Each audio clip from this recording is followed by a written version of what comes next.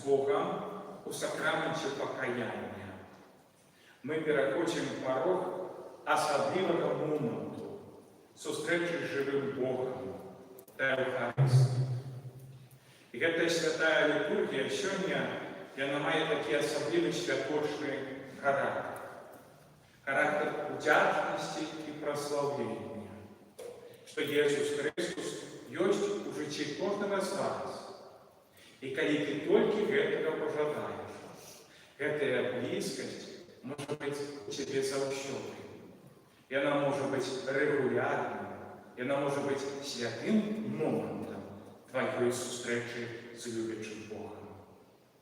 Тому сьогодні збудіть у ваших серцях ось цю особливу інтенцію подяки Богу за дар Євхаристії.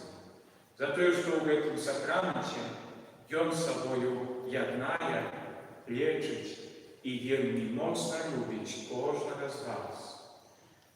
Подчас цієї святої мши я особливим чином буду молитися за Іллю у день народження і за Христину, яка відзначала 84 роки свого дня народження. Просим у Пана Бога усіх необхідних ласках и неосновной опеки Матери Божией для них. Как Богом был наше дело в этой наисвятейшей Евхаристии, браты и сестры, зараз попросим у Христа пробачення за всі гріхи і зневаги, які ми учинили Його немилейшому серцю.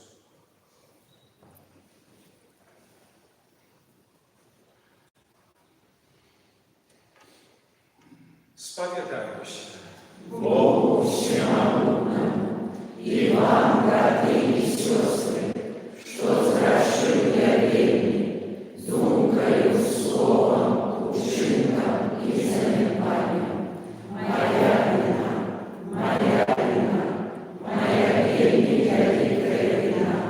Тому прошу наисвятейшую, завсёды Пану молю, усіх анголов и святых, и вас, браты и сестры, помолиться за меня, да Пана Бога нашего.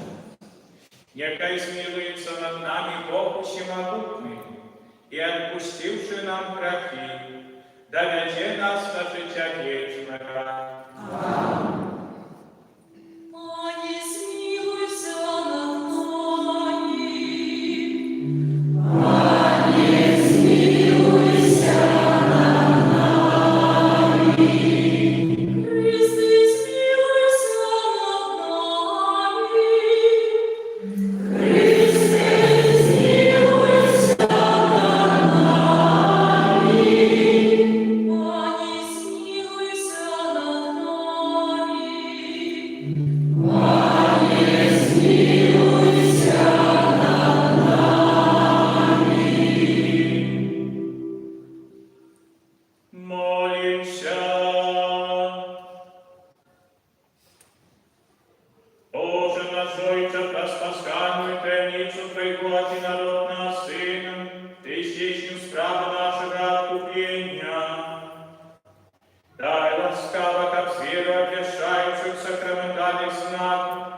Смерти с мертвых повстаний Христа, мы завсёды отчували узрастание Твоей звавшей ласки.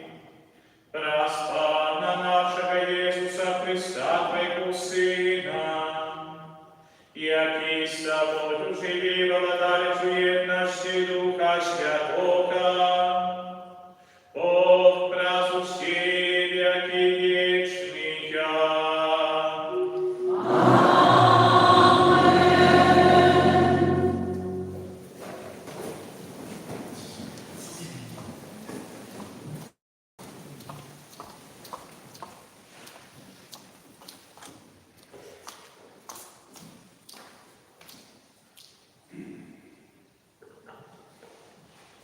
Читання книги пророка Ісаї. Шлях справедливого простий, ти робиш простий дорогу Його. І на шляху Твоих судов, Пане, мы сподяемся на Тебе. Наша душа жадає имени Твоего и успомину про Тебе. Моя душа імкнецца да Цябе ўначы. Мой дух унутры мяне Цябе шукае. Калі Твае суды здзяйсняюцца над зямлёю, жыхары свету вучацца справядлівасці. Пане, Ты дорыш нам спакой, бо ўсе нашыя справы Ты зрабіў для нас. Пане, яны шукалі Цябе ў нядолі, пралівалі малітву, калі пакаранне Тваё было над імі. Як цяжарная пры набліжэнні роду курчыцца ад болю і крычыць, так мы былі перед Тваім абліччам, Пане. Мы зачалі і курчыліся ад болю, быццам нараджалі. Толькі духа збаўлення не прынеслі зямлі і не нарадзілі жыхары сусвету. А жывуць памерлыя Твае, уваскрэснуць іхнія мёртвыя целы. Абудзіцеся і ўзрадуйцеся вы, што спачываеце ў пылі, бо Твая раса – гэта раса святла, і зямля выдасць памерлых. Гэта Слова Божие. Дякую вам, Богу.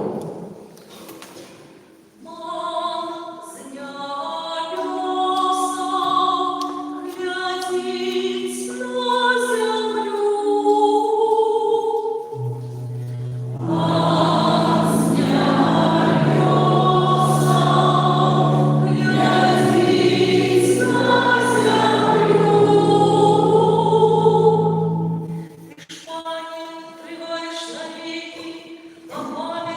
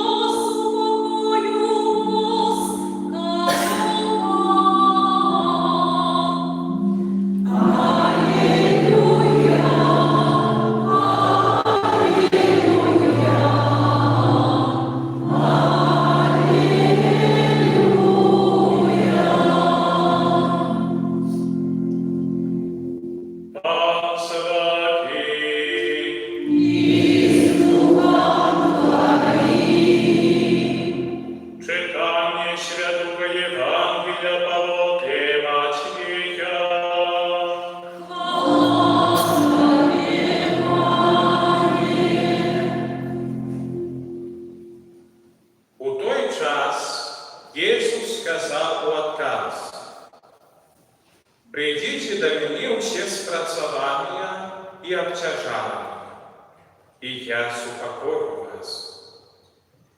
Возьмите ярмо мое на себе и научитесь от меня, бо я тихий и покорный сердцем. И знойдите спокой для душов ваших. Бо ярмо мое любое и тяжар легкий».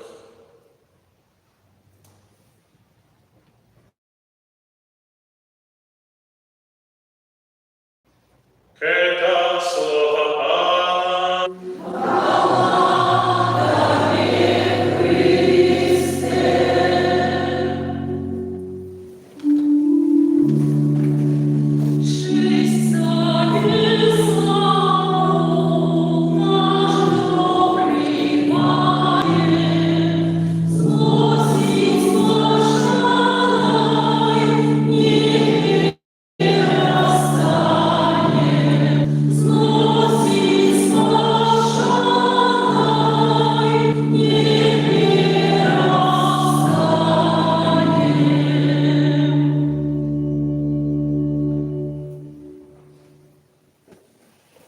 Сядайте.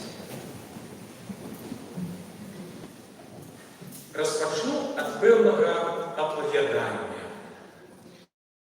яке здарилося у Франції, у таким приморському городі Марсель.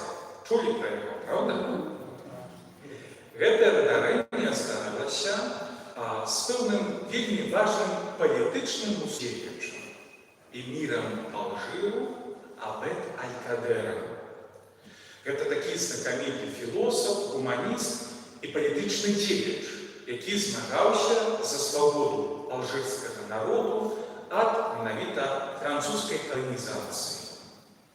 Аднойчы гэты алжирскі эмір быў з візітам у гэтым горадзе Марсель, вырашаў нейкія палітычныя справы, перамовы з французскім бокам.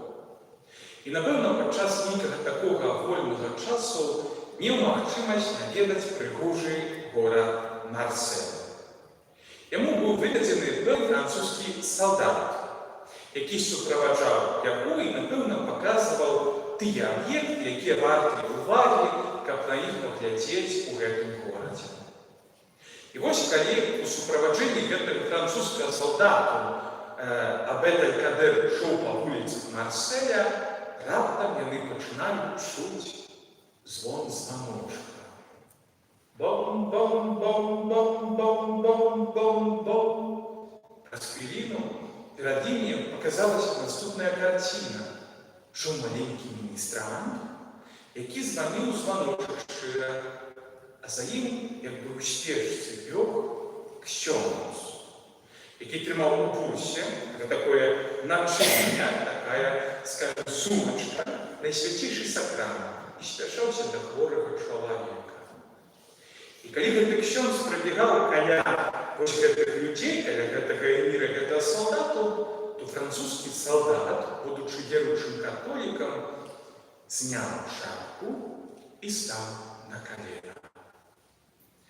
Гэта вельмі моцна ўразіла алжырскага эміра. Ён у пэўным сэнсе здзіўлены і таксама з нейкім такім сарказмам пачынае казаць яму: «На што ты становішся на калені?» Салдат кажа: «Я вызнаю веру у майго Бога». І тады Абед Аль-Кадер пачынае з пэўнай усмешкай казаць: «Вот вы, католікі, такія смешныя.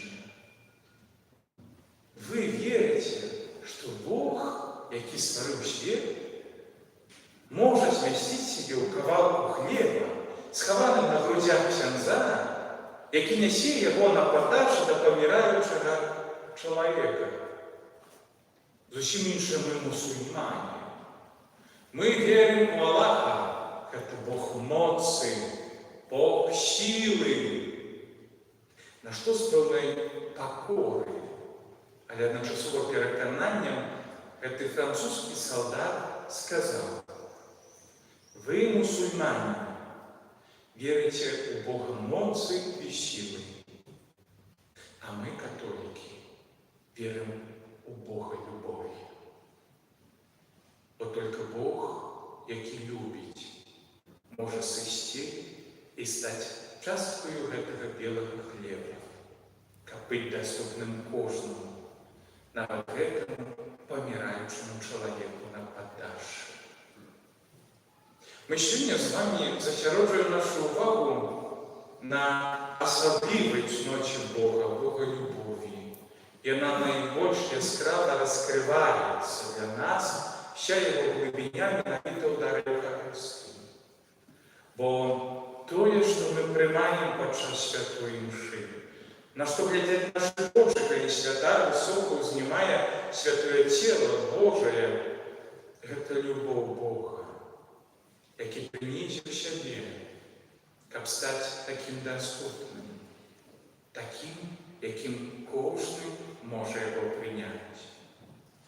Французька поетеса Марія Ноель у одним зі своїх оповіданнях написала таку річ про Христа. «Я вельми моцно би боялася подойти до Ісуса Христа, коли жила у часи Його земного пилигримування на землі. Мне было бы страшно подойти до Его, запытаться, докрануться, попросить об допомозе. Я бы, напевно, стояла бы десь збоку на топі і десь здалеку споглядала на Його силует. До чоловіка я боюся подойти часами, але хліба я не боюсь.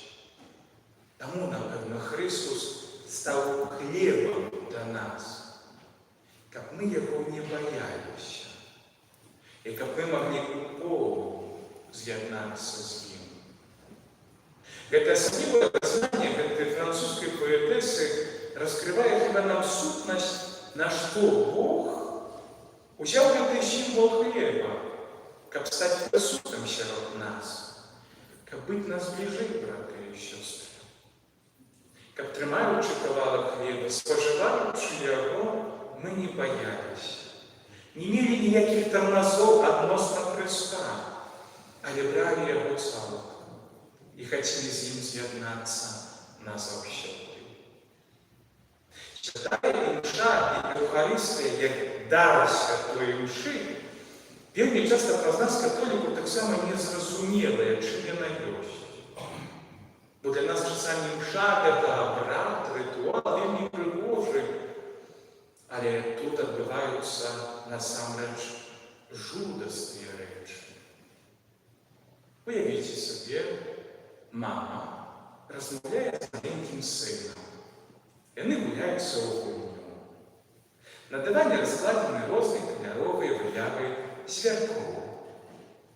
Хлопчик підходить, бере одну яву і показує мамі: «Мама, а що це?» А мама каже: «Ах, це курочка».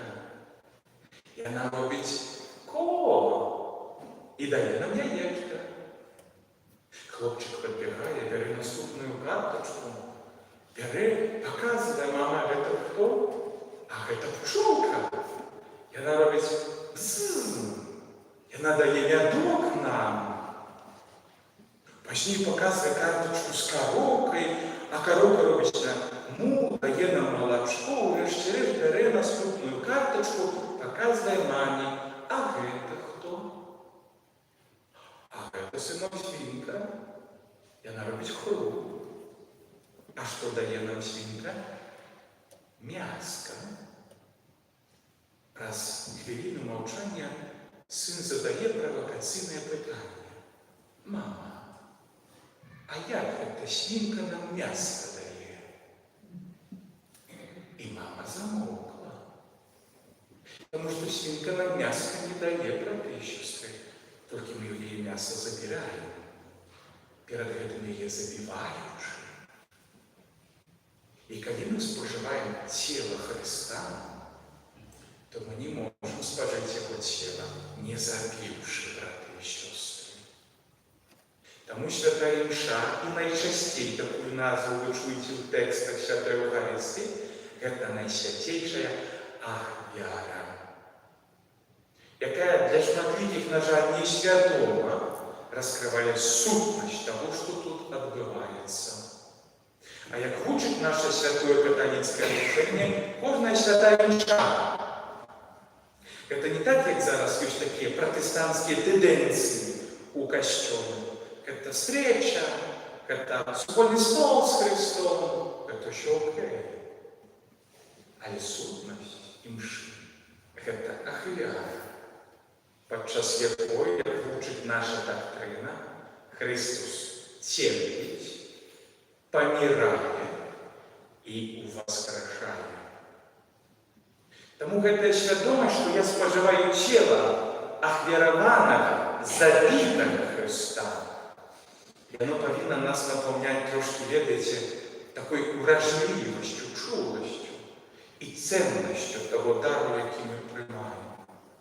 А яшчэ матываваць нас так каштоўны дар цела Христовага, ахвяраванага за нас прымаць часта і прымаць вельмі годна.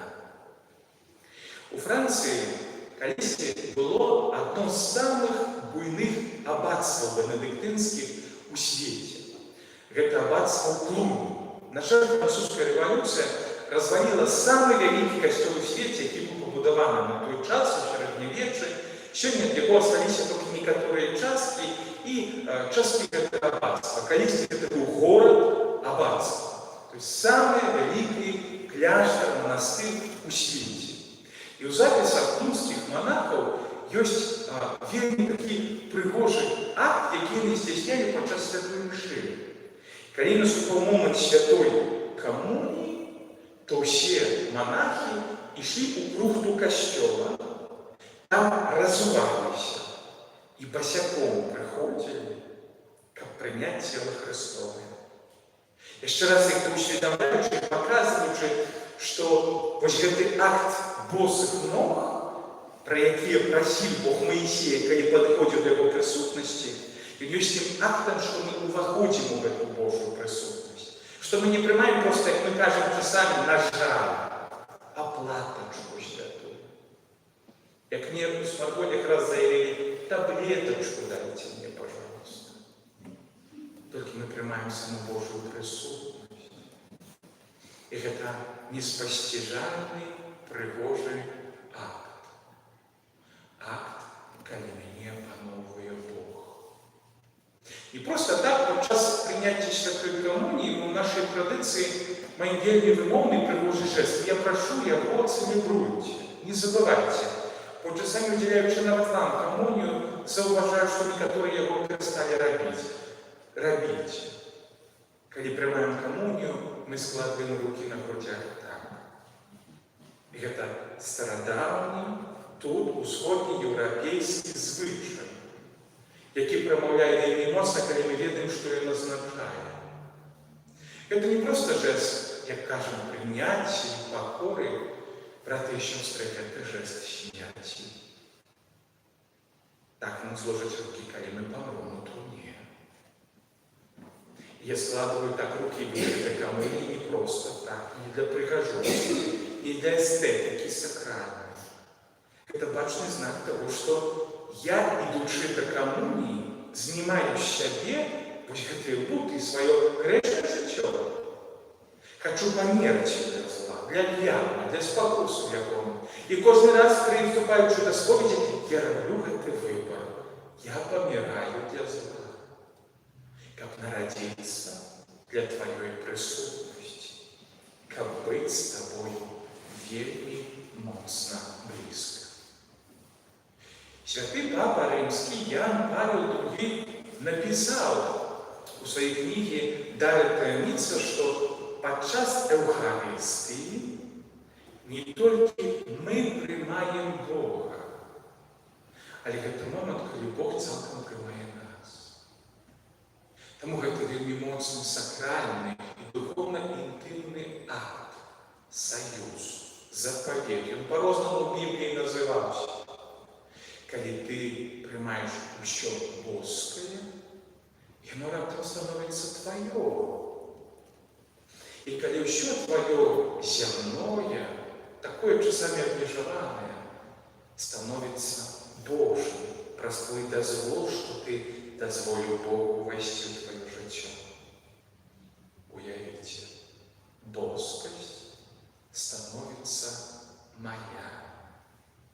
І гэта адбываецца падчас кожнага акту святой камуніі. Ці мы гэта разумеем? І ці мы перажываем вось гэты акт прыняцця святой камуніі вось з гэтым патрэбным трымценнем, падаючы на калені, разумеючы, што ўсё неба цяпер з'яўляецца часткай майго сэрца. У смартфонах я меў такія сяброўскія адносіны з рознымі веравызнаннямі. З бацюшкай, які працаваў у Залесі, але таксама і з пастарам-пяцідзясятнікам у нашай малітоўным доме ў смартфоне. Адзін з такіх пяцідзясятнікаў мой добры друг, і он мне вельмі шмат чаго дапамагаў у касцёле.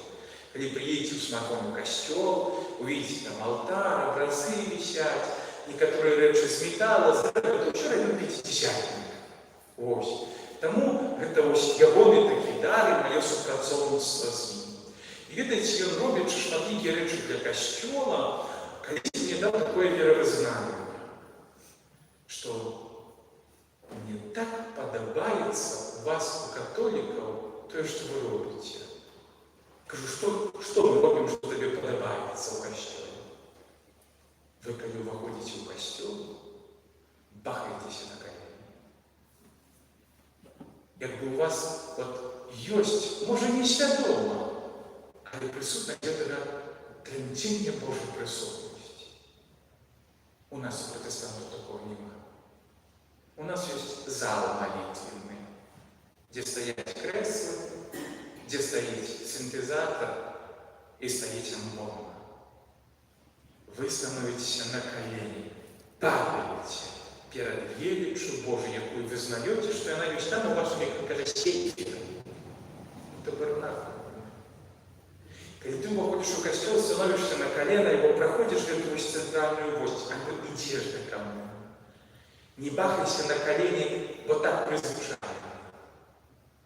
Але становіся вось з гэтым прыняццем сябе як чагосьці маленькага перад боскасцю, якая можа стаць тваёй, калі толькі ты гэтага захочаш і з чыстым сэрцам прымеш святую камунію. Я належу да ордэна Салезіянаў. Гэта такі ордэн, які заснаваў святы Ян Босха ў 19 стагоддзі. Ён быў заснаваны ў Італіі, і для Беларусі мой ордэн не чужы. Тому што салезіяне на тэрыторыі сённяшняй Беларусі ўжо прысутныя сваёй дзейнасцю з 1921 года. Мы ўжо маем больш за 100 гадоў гісторыі прысутнасці салезіянскай на гэтых тэрыторыях. У нас былі не толькі парафіі, былі рамесельніцкія школы, так? Была нават цэлая місійная семінарія ў Івацеўскім раёне. Вельмі шмат прыгожых такіх спраў, якія мы распачалі, но, на жаль, год 39, вайна, камуністычная навала, гэта ўсё зруйнавала. Пасля фашысцкай акупацыі, дзе было вельмі крывавае жніво, і шмат салезіянаў аддало сваё жыццё ад рук нямецкіх захопнікаў, наступілі яшчэ таксама вельмі суровыя часы прыгнёту атэізацыі камуністычнай. І шматлікія салезіяне проста выязджалі ў Польшчу, таму што тут не давалі жыцця, таму што тут касцёлы закрываліся, пагражалі рэпрэсіямі і так далей. Аднак на тэрыторыі сённяшняй Беларусі падчас гэтых камуністычных пераследаў засталося больш за дзясятка салезіянаў, які, нягледзячы на пераслед, хацелі далей застацца з гэтымі людзьмі. І гэта вельмі такія, ведаеце, прыгожыя біяграфіі. Я напісаў нават кнігу пра гэтых салезіянаў, тому што калісьці пабяцаў Богу. Я прыехаў, памятаю, быў Дятлаў, у дварэц, і людзі казалі, дварэц гэта вёска каля Дятлава. І мне кажуць, што там на могілку пахаваныя салезіяне. А там у нас была школа калісьці. Я кажу, пакажыце мне гэтыя магілы. І Я приходжу, розумієте, і в кустах стояли поваленные драўляныя крыжи, на яких были вырезаны из бляхи таблички и написано что-то там краской черной. И стало так горько, что про их забыли. И тогда, будучи клериком, дал обещание Богу, что я воскрешу память. И у всех, кто похован в Беларуси, я знайшов. По их, дякуючи намаганням і супрацовництву, так само усій нашій селезіанській делегатурі присутності, ми поставили помники, обновили про їх пам'ять. І так само я знайшов максимально ті історії, які ми, як селезіанці, тут не ведали, вони вельми пригодні. І одна з них – це історія моєго собрата, який після війни не учив, але застався працювати на цій території. І то гэта гісторія ксяндза Казіміра Жигарча, який працював на Віцебщині. Яшчэ падчас Другой сусветнай вайны ён быў пасланы арцыбіскупам Ромуальдам Ялжыковскім у Докшыцы. Там успалены касцёл, і ён нават ужо пачаў адбудову гэтага новага касцёла, але ягоная праца, актыўнасць пазней, калі змянілася ўлада, вельмі хутка яго адтуль убрала. Это значит, не дали ему коммунистичные пазней улады справку на религийную деятельность у Докшицы. И он был вымушены покинуть Докшицы, и амаль год он находился в Глубоке. Поздней, вядома, верники с костёла, где не было ксяндзов, ведаючи, что есть рабат лишний ксёндз у Глубоким, писали, подали ему справку, будуйте іншую парафию. И коммунисты сгодились, только на парафии, как бы максимально отдаленная от всех райцентров, как туда не ехала молодь и дети. И такую парафию выбрали, парафию Лынки у Поставским районе, под Мяжой. Там находится прихожий костел святого Андрея Апостола. И менавіта у Лынку, під час коммунистичного переследу, дзейнічае гэты мой собрат. И так коммунисты не дают ему по сапраўднаму супаку, его мучают. Яго допытывают. Постоянно до его на плебании уживаются коммунисты, бьют его по голове. У него начинаются страшенные мигрени. Он боится ночевать у своей хате. Ночує у парафьяну. Его бывают скоблять, 2 дні тримають, пытают, позднее выпустят. Этот человек жил целковитым страхом за то, что он служит як ксёндз. Ему погрожали и казали, вали у Польшу. Застал Лыньку. Человек, не видячи на терпение, застался там, и то до конца. Однойчі люди в Литовському костюлі собрались на святую мшу раніці, як звичайно, прийшли, запалили свічки, помолились ружанець, і ось мша повинна вже начаться, а ксьондз навіть у закрistую прийшов. Почекали ще полгодини, позднее пошли турбоваться, застукались на плебанию, двери были уже отшли. А у плебании мертвое тело ксяндза Казимира. Когда его перевернули, то сведки кажут, что ягоное тело сзаду было цалком сбитое палками синими. Его забыли. И вот видите похование ксяндза Жигарчика у Лынчуках.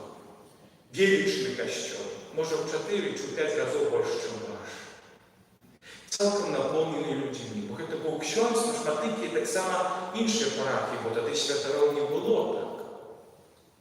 Приїхали люди ховати робушка, якого забили. І ось святар, який цілібравав святую мшу похованою, він здійснив такий акт, який моцно уразив усіх присутних у костьолі. І про його мені казали свідки у Линту.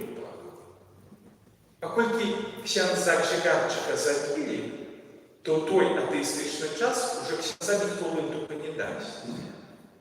І ксяндз, який відправляв поховальну святую мшу, він розумів, що це апошняя імша у гэтым касцёле. Тому ён не мог заставить Евхаристию. Пасля того, як святари раздали святую коммунию всем людям, ён поставил цыбовую чашу с коммунией на алтарь и починав споживать усё, что засталося. Пазней пазваў закрыстыяніна, людзі спяваюць, глядзяць на ўсё гэта, просяць у яго штосьці, той прыносіць драбіну, ставяць яе каля алтара і паднімаюцца к лампадзе з чырвонай лампачкай, якая гарыць, як сведка таго, што тут ёсць Еўхарыстыя.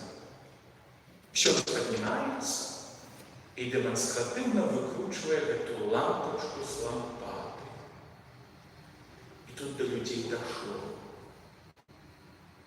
што цяпер іх касцёл будзе пустым, што хаваючы ксяндза, яны пахавалі Бога ў лытвах, што не будзе каму цяпер цэлебраваць святую Еўхарыстыю, не будзе жывой прысутнасці Бога, а ўсе гэтыя абразы, алтары і фігуры, яны нішто без жывой прысутнасці Иисуса Христа. И святки кажут, что в той момент, когда была выключена эта лампочка, люди начали голосить и кидаться на подлогу. Не! Не! Потому что они разумеют, что от них оторвали наиважнейшее – Бога.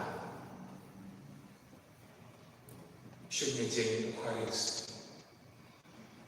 Я бы хотел бы сделать эксперимент у Лебедева. После того, как уделил бы вам святой коммунию, спожить с братами, что засталось, и повыкручивать эти лампочки перед табернакулом. И поглядеть, чи хтось из вас увогуле это зауважив? Чи вас увогуле это виколихсало? Чи, может, уже по наработанной схеме уклечили и пошли по своим делам, незважаючи, что этот храм стал пустым. А это свідчить, что, браты и сестры, у нас пустяж не хапае вось гэтай чуласці да Божай прысутнасці ў Евхарыстыі і гэтай любові да таго дару, які даецца кожнаму з нас. Я закончу гэтае казанне, цытуючы казанне святого Яна Марыі Віянэя, які ён аднойчы сказаў падчас урачыстасці Божага цела. Гэты лагодны святар вельмі сурова прамаўляў. І ён аднойчы падчас гэтай урачыстасці выйшаў на драўляную амбону французскім арц, паглядзеў з суровасцю на ўсіх сабраных у касцёле і, паказваючы пальцам на табернаклю, тройчы пракрычаў: «Jesús, Ты тут присутный! Jesús, Ты тут присутный! Jesús, Ты тут присутный!» Аминь.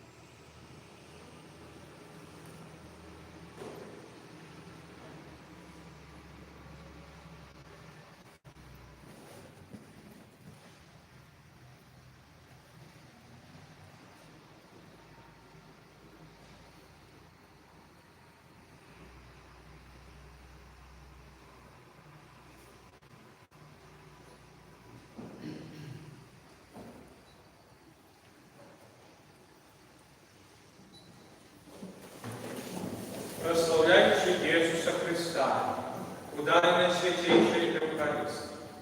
Просим Его с покорой, как почу нашу ширую молитву, просьбой и интенцией.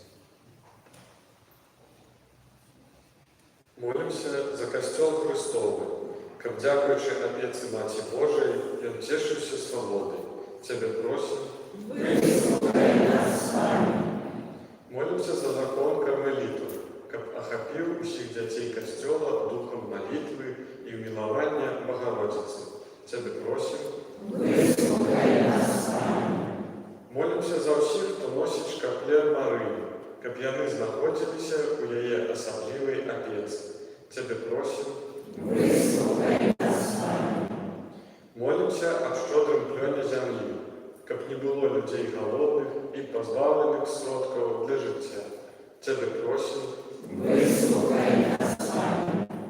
Молімся за нас, удзельнікаў гэтай найсвяцейшай ахвяры, каб мы здолелі чынам і словам сведчыць аб нашай любові да Марыі. Цябе просім. Выслухай нас, Пане. Молимся, браты и сестры, за иллюдии народжения. Так само молимся за Христину, яка недавно отзначала день народжения. Просим у Пана Бога об усіх необходных ласках и неословной опеки Маті Божией для их.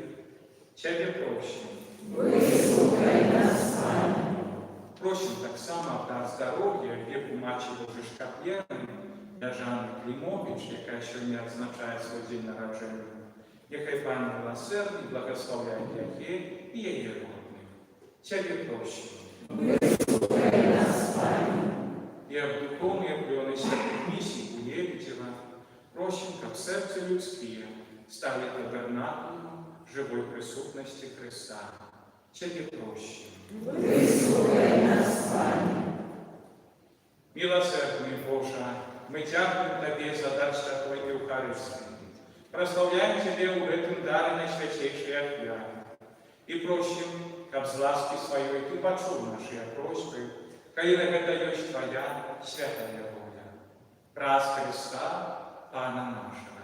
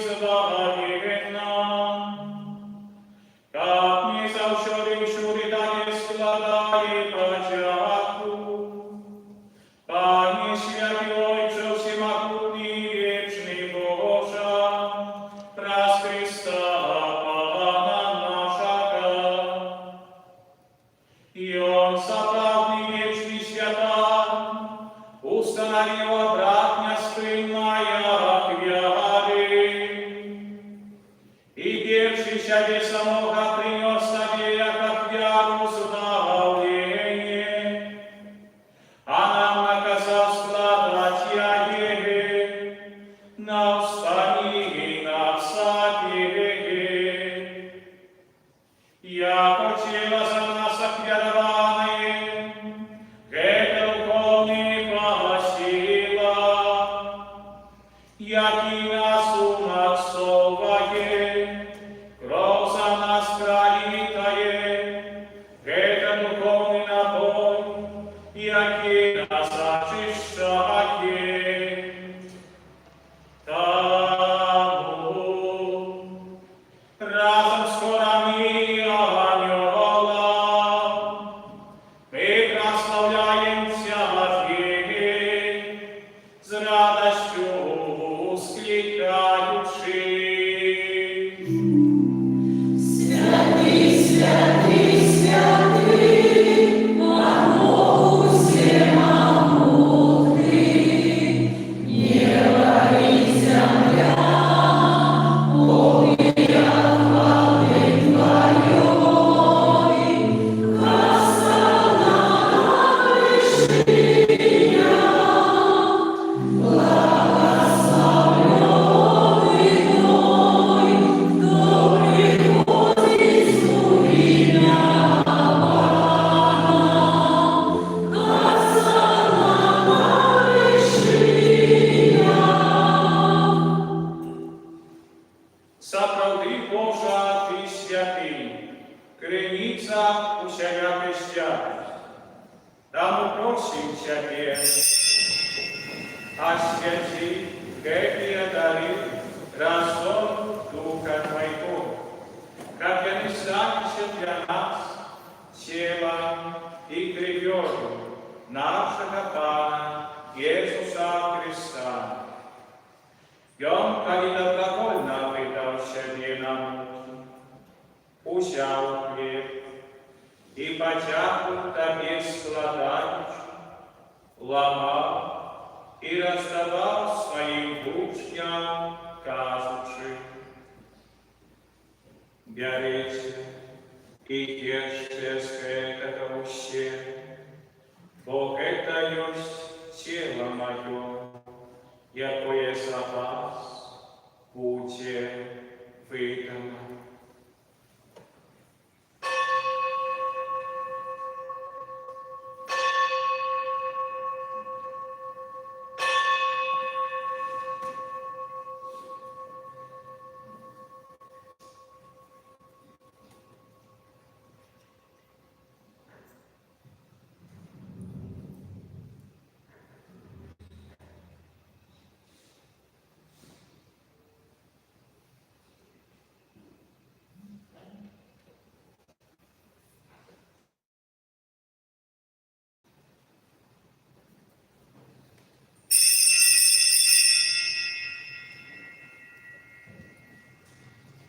Подобным чином по вечеру, усяки, сном Тебе потягу складаючи, подав своим учням, кажучи: «Берите и пейте сего все, бо это есть крови моего, нового и вечного заповедь, якая за вас и за многих будет пролита, тело отпущения грехов.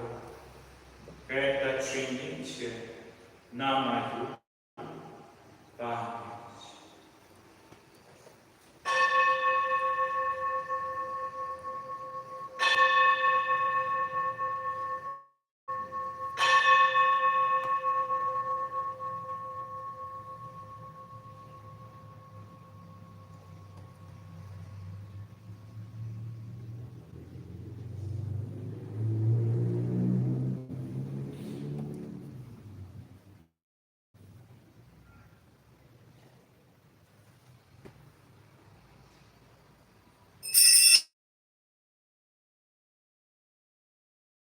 Это великая таинница веры.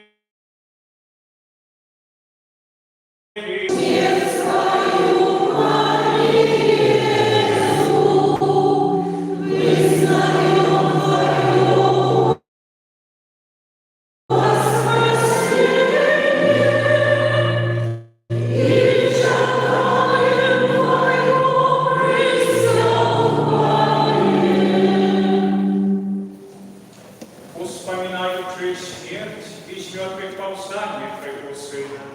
Оферуй Тебе, Пане, лепший чах и келих спокойный.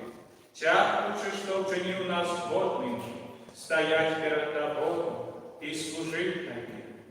Покорно молим Тебе, как учив нас, примаючи в тело и кровь Христа, Дух Святый собрал у одного.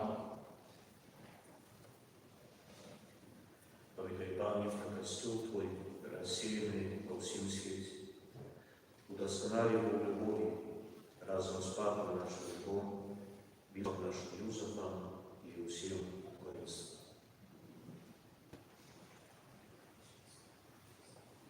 Пам'ятай так само про братов і сестер наших, які паснули в надії на воскрешення, і про всіх, хто у Твоїй ласці дійшов з гэтага світу, і дозволь їм побачити світло обличчя Твоего. Просим Тебе, змилуйся над усіми нами, как мы заслужили удел в житті вічному, в єдності з Найсвятейшей Богородицей, Анной Марією, со святым Юзефом и Авраамом, со святыми апостолами и всеми святыми, які спрадлегу подавалися Тебе, как с ними и мы хвалили и прославляли Тебе, про Сына Твоего, Иисуса Христа.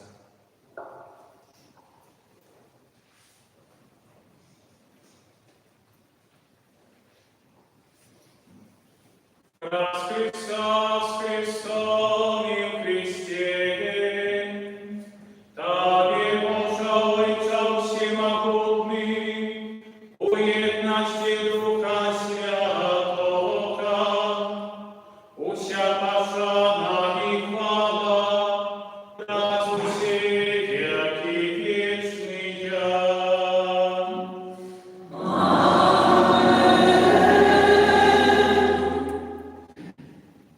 Памятник чистоты заповеди и Божьим наставлением научаных я, посмей боимся касать.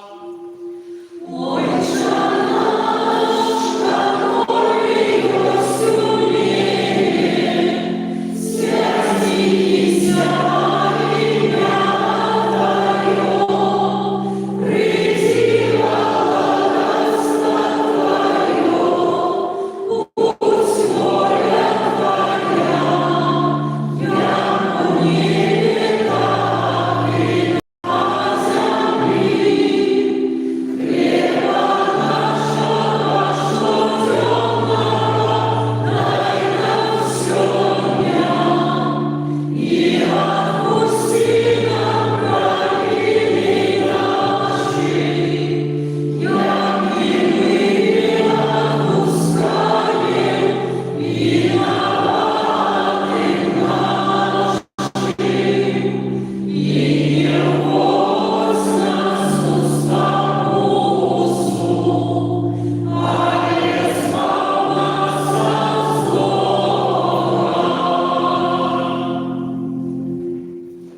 Просим Тебе, Пане, избав нас от всякого злого, дай расправу с упокоив дни наши, да поможи нам у милосердности Твоей, как мы были завсёды вольны от греху и захование душевятого неспокою, чекаем исполнения счастливой надеи и прежде Спасителя нашего, Иисуса Христа.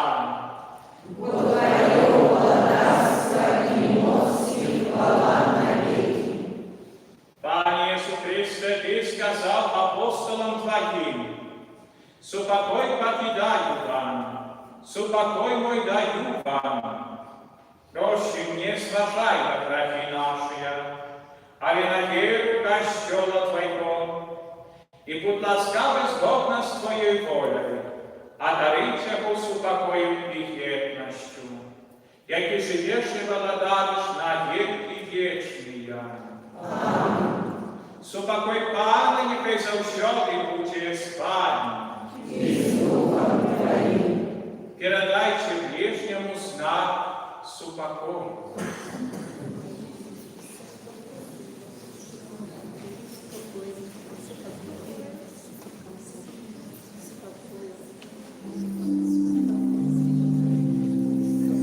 Amen.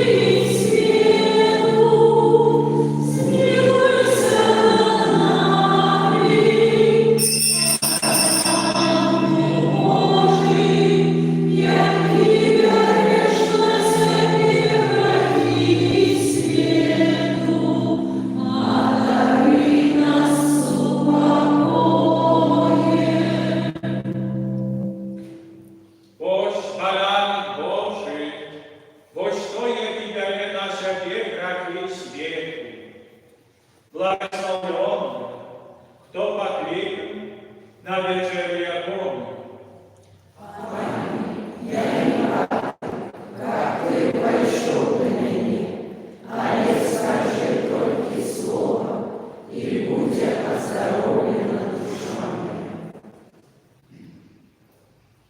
Тіло Христа, нехай заховає наше тіло вічне.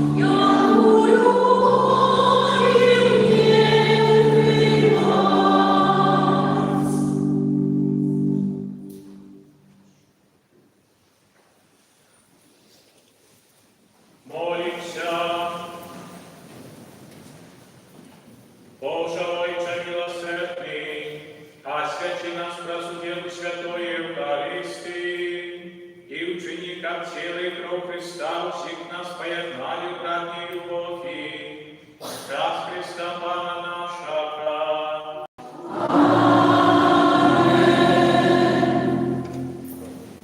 Брати і сестри у Христі, завтра, коли ласка, по можливості у костел приходимо у 17:00.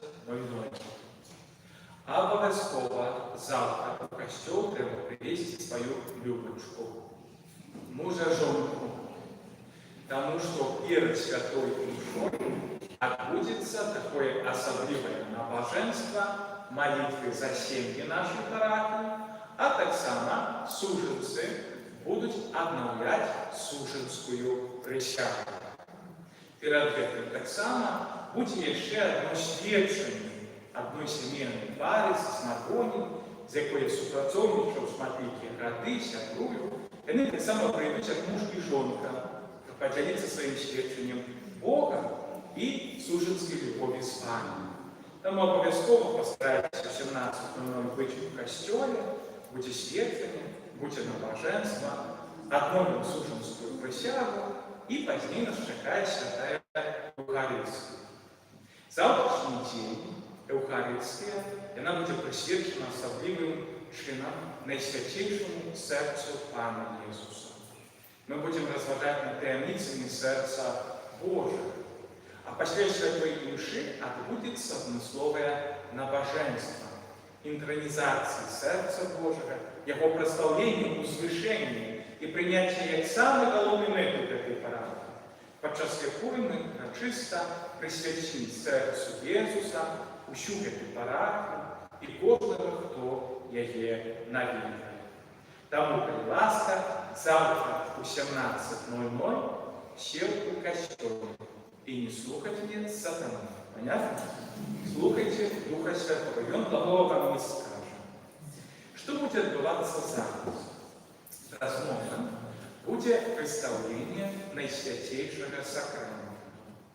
Подчас представления мы разом с Архангельской отспеваем молитву суппликации. Этих особливых ускликов до Бога, Святый Боже, борони нас от зла, от войны всякой заразы. Когда уже будет петься суппликация, то вельми так утеши будут уже люди вести, собираться, как строить процессию. Или можно будет построить и у коридора, и уже на улице, то есть, что вы будете вместе у процессии. Одразу после завершения молитвы суппликации я возьму руки на Святейший Сакрамент, и мы урочисто под двух звонов выйдем на улицу со Святой Евхаристией. Мы трое обыдем за крыжом, так, у процессии наш костел. Я прошу подчас этой процессии, как вы засяродились на одной теме. Подяка Богу за дар Евхаристии. Я прошу, как вы шли в Евхаристии и усмехались. Потому что Евхаристия в жизни человека – это радость. И когда из Евхаристии мы выходим с умным, что-то пошло не так. Потому что когда из сердца людского выходит Бог, не можемо быть судьей. Не можемо быть засяродженным на своих проблемах. Треба быть счастливым и радостным. Тому усміхайтеся Богу присутному в Евхаристії. І поки ми йдемо, аби ми 3 кола, як вам хватило часу, скажіть в этой процесії Богу, скільки можете тих слов любові і подяки, які тільки прийдуть у ваше серце. Щоб це була процесія, прославлення і подяки. Після 3-го круга ми вводимо у костел і урочисто на славу Божу відспіваємо гімн стоячи, «Тебе Бога прославляем».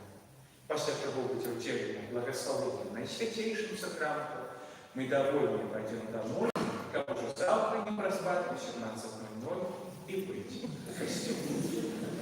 Тому дякую всім за супольну молитву, обнимаю і жадаю всім смачної вечері.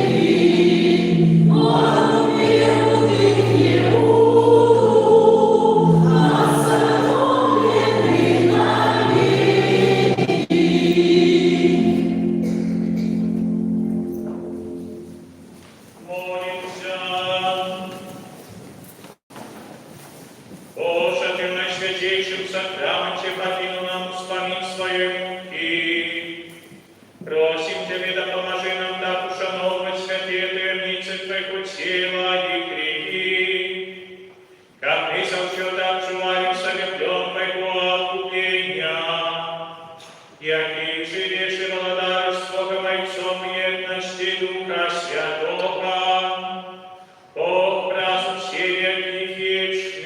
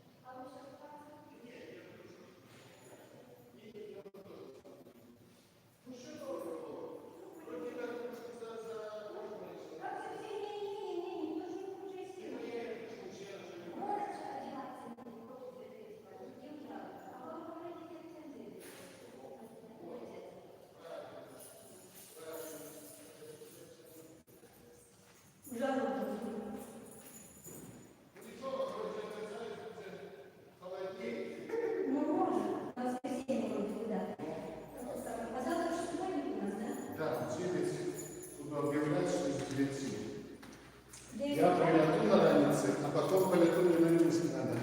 Там позабирать друковые материалы, что там, что надо.